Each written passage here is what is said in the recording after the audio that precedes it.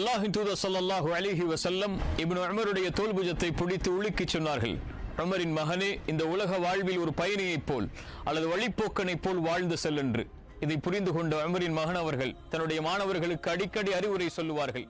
காலை வந்தால் மாலை எதிர்பார்க்காதீர்கள், மாலை வந்தால் காலை எதிர்பார்க்காதீர்கள். நோய்க்கு முன்னால் சுகத்தை தேடிக்கொள்ளுங்கள், மரணத்திற்கு முன்னால் வாழ்ந்து கொள்ளுங்கள் என்று. பயணிகள், இந்த உலக வாழ்வே ஒரு பயணம்தான்.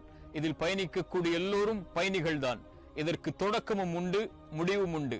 தொடங்கிய எவராலும் முடிக்காமல் இருந்துவிட முடியாது.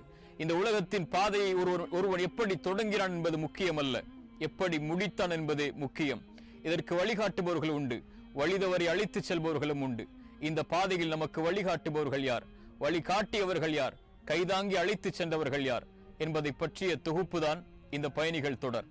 இது ஒரு உரையோ அறிவுரை நிகழ்ச்சியோ அல்ல. இது வரலாற்று பதிவுகளும்